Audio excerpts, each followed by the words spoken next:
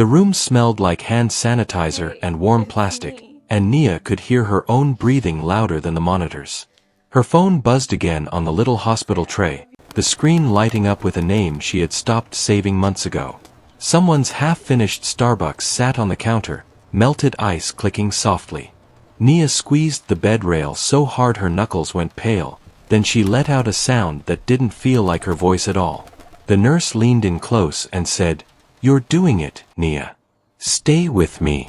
Then the baby was here. There was a quick, careful rush of hands. A soft cry filled the room, thin at first, then stronger. Relief hit Nia like dizziness, like her body had been holding its breath for 9 months. The doctor nodded, the nurse smiled, and for a second the whole room loosened, like everyone could finally exhale. "All right," the nurse said gently, lifting the blanket to adjust the baby. Something slid out from underneath the folds and landed on the white sheets with a papery slap. A folded notice with bold red letters. Another envelope behind it. A final page with a court date printed across the top. The nurse froze with the blanket half raised. The doctor's eyes flicked down, then back to Nia's face. Even the monitor sounds felt louder, like the room was suddenly too quiet for what was sitting there in plain view. Nia stared at the papers like they belonged to someone else. Nobody said a word. Not because they didn't have words. Because they all understood what those words meant. Eviction. Past due. Final warning. And the baby, warm and new, blinked up from the blanket as if none of it mattered. Nia had promised herself she wouldn't cry in the hospital. Not because crying was weak, but because she was tired of people reading her tears like a story they already thought they knew. She had cried enough in private places. In the bathroom at work when she still had a job. In her car with the engine off so she wouldn't waste gas. In the laundry room of her apartment building late at night, sitting on a plastic chair while the machines thumped like somebody else's life moving forward. She lived in West Baltimore, in a brick building that looked fine from far away and tired up close. The hallway always smelled like fried food and old carpet. The stairwell light flickered like it had a temper. Her neighbor across the hall, Miss Tanya, kept a door wreath up all year, like she refused to let the place win. Nia's apartment was small, clean, and quiet. She kept it that way on purpose. Clean meant control. Quiet meant she didn't have to hear the thoughts that got too loud when she sat still. She had a second-hand couch from Facebook Marketplace, a little table she ate on, and a bedroom that felt mostly like storage. The baby's corner was the only part that looked soft. A creep from a coworker. A lamp with a warm bulb. A stack of onesies she washed twice because she didn't trust anything to be truly clean the first time. She worked at a dental office out in the county, front desk. It was not glamorous, but it was steady. She liked the routine. The patients would come in annoyed and leave calmer. She was good at that part, at making people feel handled. She could take a person's frustration and fold it down into something manageable, like smoothing out a wrinkled shirt. Then the office got sold. The new manager walked around with a clipboard and a smile that didn't reach her eyes. A new direction meeting happened. Hours got cut. Then positions. The manager called it restructuring, like it was just a neutral thing that happened to bodies. Nia told herself she'd find something else fast. She updated her resume on her phone in the break room. She applied for reception jobs, customer service, anything with benefits. But she was pregnant, and she was showing, and interviews became a weird dance where people looked at her stomach and then tried to pretend they hadn't. "You're due soon," one woman said during an interview, smiling too brightly. "Yes," Nia said, keeping her voice even. "That's exciting." Nia nodded. She wanted to say, "It's also expensive. It's also terrifying. It's also happening whether you approve or not." But she just smiled and thanked her for her time. Money got thin in a way that didn't feel dramatic at first. It felt like tiny cuts. A late fee. A higher grocery bill. The gaslight coming on sooner than it should. She stopped buying the brand-name prenatal vitamins and got the cheaper ones that made her stomach turn if she didn't eat exactly the right thing first. Her baby's father, Malik, had been part of the plan once. Not a perfect plan, but a plan. He worked warehouse shifts and talked big about getting promoted, about getting a place together that didn't have thin walls. In the beginning, he would text her every morning. He'd send funny videos. He'd bring her fries and pretend he didn't care that she stole half. Then the texts slowed down. The calls got shorter. When she asked where he was, he would say, "I'm handling stuff," like she was supposed to be impressed by mystery. Nia didn't beg. She hated begging. She tried calm conversations first. Then direct ones. "I need you to show up," she told him one night, standing in her kitchen with the fridge door open, staring at a carton of eggs she was saving like gold. "Not later. Not when you feel like it. Now." "I am showing up," Malik said, and she could hear the TV in the background. "No," she said. "You're visiting." There was a pause. She waited for him to argue, to apologize, to admit something, anything. Instead he sighed like she was exhausting. "You always got something," he said. That sentence sat in her chest for weeks. Not because it was clever. Because it was lazy. Because it made her feel like her needs were a nuisance, like asking for partnership was a personality flaw. After that, she stopped calling. She told herself she was protecting her peace. The truth was she was protecting her pride. Pride can look like peace if you squint. By her 8th month, the landlord's tone changed. At first it was polite reminders taped to her door. Then it became warnings. Then it became silence, which was somehow worse. The eviction notice came on a Tuesday. She had been coming back from a prenatal appointment, holding a folder of printouts and trying to feel proud that the baby's heartbeat was strong. The notice was folded and shoved into her mailbox like an insult. She stood in the lobby reading it while someone's kid ran past her chasing a toy car. She felt her throat close, but she didn't cry there. She folded the paper carefully and put it in her purse as if it was something fragile. She called the number on the notice and sat on hold until her phone got hot. When someone finally answered, the woman's voice was flat. "You can pay the balance or vacate by the date listed," the woman said. "I can pay some of it," Nia said, already calculating what she could pull from her savings, which was not really savings anymore. "I can do a payment plan." "We don't do payment plans after filing," the woman replied. Nia wanted to scream. Instead she said, "So where do you think I'm supposed to go?" The woman paused like she had heard that question too many times to feel it. "I'm sorry," she said, and it didn't sound like she was. That night, Nia sat on her couch with her laptop open and applied for help programs until her eyes ached. She read lists of documents she needed, proof she needed, appointments she needed to schedule. Everything required time, and time was the one thing her body had started to take away from her. She could feel the baby pressing lower every day, like a countdown she couldn't pause. She packed her hospital bag at 2 in the morning because sleep wouldn't come. She folded baby clothes and lined up tiny socks that looked too small to be real. She put her ID in the side pocket. Her charger. A hair tie. The folder with her medical papers. Then, without fully deciding to, she slid the eviction notice into the bag too. It wasn't a mistake. It was a truth she couldn't leave behind. She told herself it was practical. If she ended up needing a social worker, she'd have proof. If someone asked why she was panicking, she'd have an explanation that didn't require her to sound crazy. But deeper than that, it was something else. It was her admitting that her life was not just a baby shower picture and a strong heartbeat. It was also fear. It was also paperwork. It was also the quiet math of survival. The morning her contractions started, it was raining, a slow gray rain that made everything look heavier.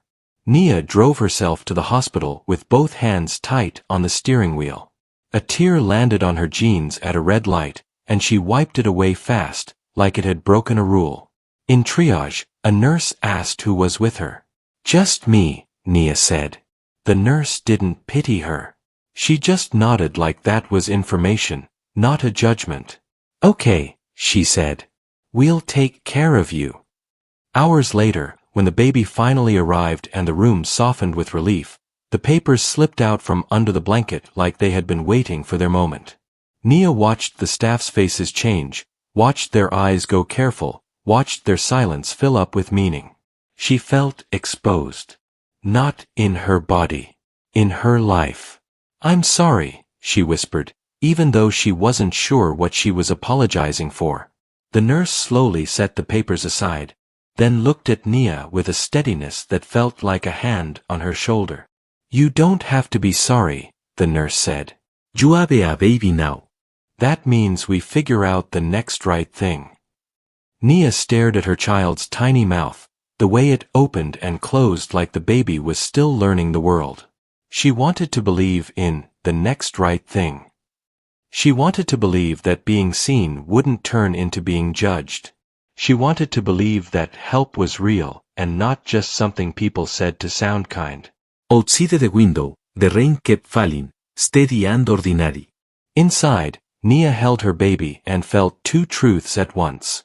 She felt love so sharp it scared her. And she felt fear that didn't go away just because something beautiful had happened. The room had frozen, yes. But it hadn't broken. Morning came quietly through the hospital window, and the light was pale and soft like it did not want to disturb anyone. Nia lay still listening to the low sounds of the unit, the rolling cart in the hallway, the distant voices of nurses changing shifts. Her baby slept against her chest wrapped tight and warm, and every time the baby breathed Nia felt her own chest rise a little easier. She had not slept much, but she felt different than the night before, less sharp around the edges, like something inside her had paused. The papers sat folded on the side table where the nurse had placed them. The words were still there waiting, but they were not shouting yet. A woman knocked lightly and stepped in before Nia answered. She wore a simple badge and flat shoes, and she moved slowly like she had learned how to enter rooms where people were fragile. My name is Carla, she said softly. I am a hospital social worker. Nia stiffened just a little. She had heard the word social worker before, always on television, or in stories where things went wrong. Her first thought was fear, not because she had done something wrong but because she had done everything alone for so long that help felt like risk. Carla noticed and sat in the chair instead of standing. She kept her hands folded in her lap, and her voice, even. "I am not here to take anything from you," she said. "I am here to listen and see what support might help." Nia looked down at her baby. The baby made a small sound and shifted one hand open, then closed again. Nia took a breath and nodded. They talked slowly. Carla asked about work and housing, and who was in Nia's life. Nia answered honestly, but without drama. She did not cry, she did not raise her voice. She spoke the way people do when they have told themselves they must stay calm or everything will fall apart. Carla did not interrupt. She did not rush to fix things. When Nia mentioned the eviction notice, Carla nodded like she had seen that paper before many times. "You are not alone in this," she said quietly, and Nia almost laughed at how often she had heard that sentence, but this time it sounded less like comfort and more like information. Carla explained what she could help with: temporary housing referrals, emergency assistance programs, legal aid numbers. None of it sounded magical, none of it sounded easy, but it sounded possible, and possible felt new. After Carla left, Nia fed the baby and watched the room shift into afternoon. The nurse came back with paperwork and showed Nia how to fill it out. Even when her hands shook, a volunteer brought a small bag with diapers and a soft blanket and said congratulations without pity. Later that day, Miss Tanya came. Nia had not told her to come. She had not told anyone. She had sent a single message that morning, just the words, "Baby is here." Miss Tanya replied with a heart, and showed up before visiting hours ended, carrying a canvas bag and a look that said she had known something was coming. She hugged Nia carefully, and then stared at the baby with wonder. "Look at those cheeks," she said like she was talking about something holy. Miss Tanya did not ask questions right away. She set the bag down and pulled out a homemade scarf, a soft one. She placed it near the baby and said, "I made this months ago. I had a feeling." Nia swallowed hard. She had not known how much she needed someone to just show up without needing an explanation. They sat together, and Miss Tanya talked about the building, about the new family downstairs, about how the elevator still did not work right. She talked the way people do when they want to keep things normal. Eventually Nia told her about the notice. She did not soften it, she did not pretend it was fine. Miss Tanya listened, then leaned back and sighed. I stayed with my sister for 3 months once, she said, not because I wanted to, but because I had to. Pride does not keep you warm. That night after Miss Tanya left, Nia stared at the ceiling, and replayed the words, pride does not keep you warm. She thought about Malik, about how she had wanted him to show up without being asked. She thought about how she had refused to ask others because she wanted to prove something, even to herself.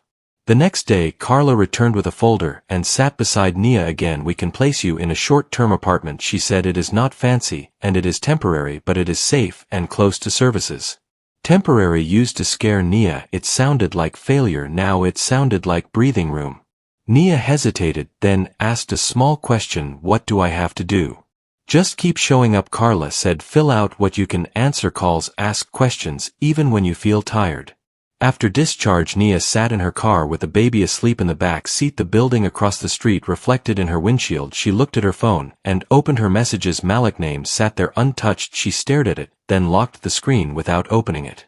Instead she opened a new message, and typed to Miss Tanya, thank you for coming, thank you for staying. Miss Tanya replied right away, always. As Nia drove, she noticed small things she had not seen in months, the way the sky looked wider after rain, the way traffic lights changed on time, the way her baby stirred and then settled again. Nothing had been solved, the bills still existed, the future was still uncertain, but for the first time in a long while Nia felt connected, not rescued, not fixed, just connected. She realized she had been waiting for a miracle, when what she needed was a series of human moments, small and steady. At a red light she rested her hand on the steering wheel, and whispered to herself, we keep going. The light turned green, and she drove forward, not because she knew where everything would lead, but because stopping was no longer the only option.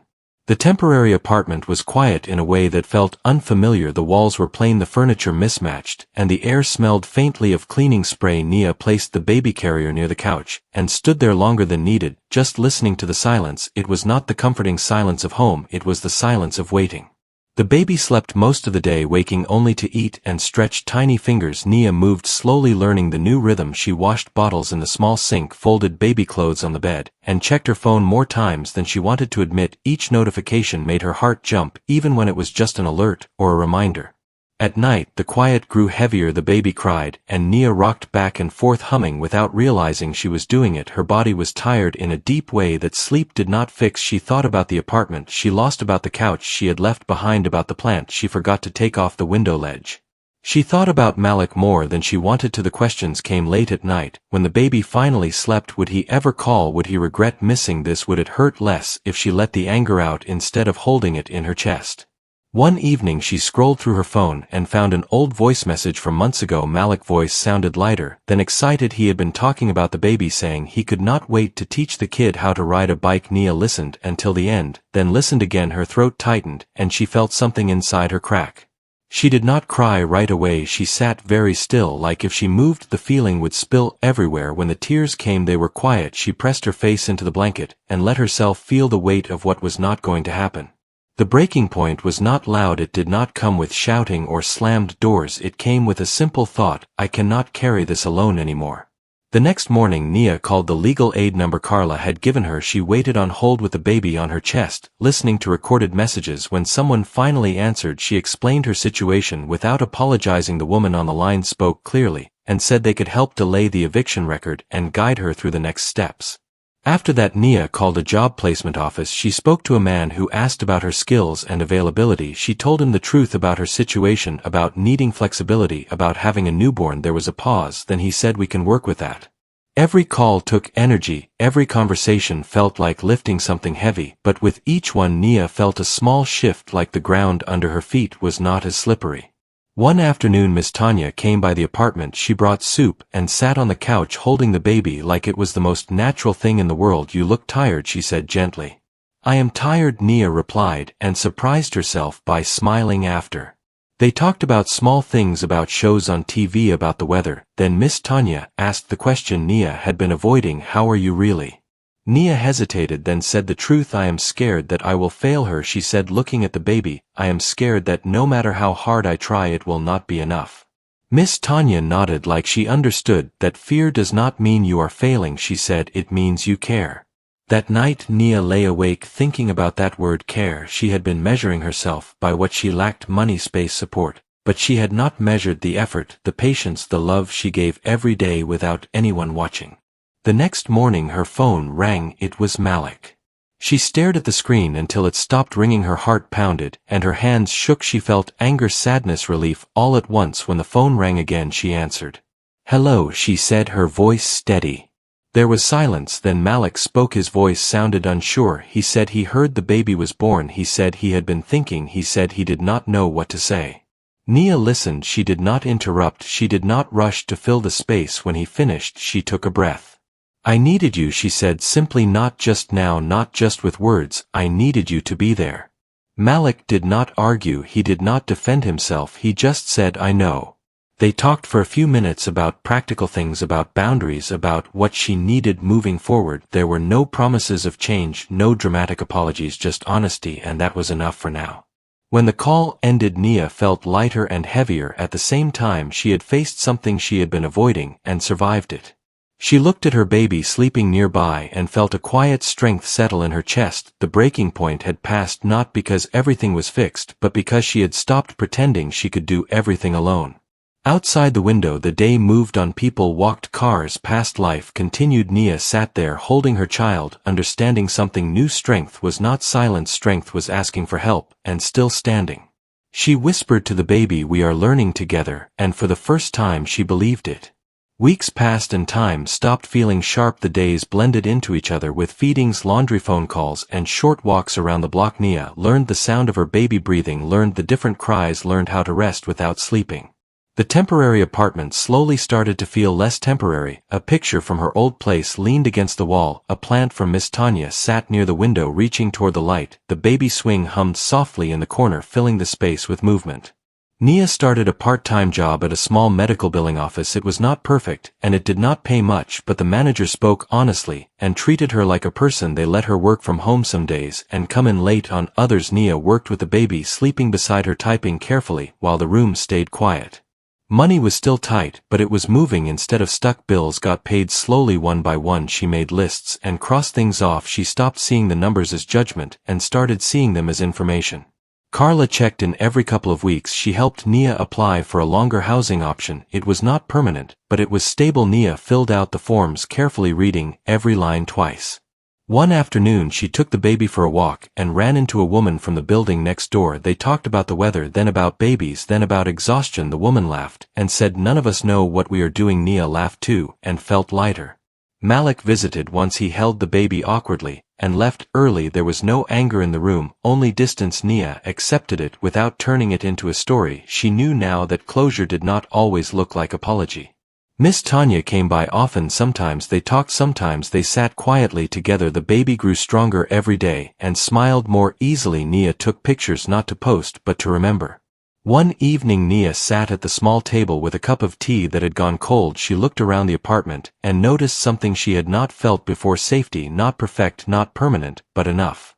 She thought about the hospital room, about the papers on the bed, about the way the room had frozen. She realized that moment had not been about shame, it had been about truth coming into the open.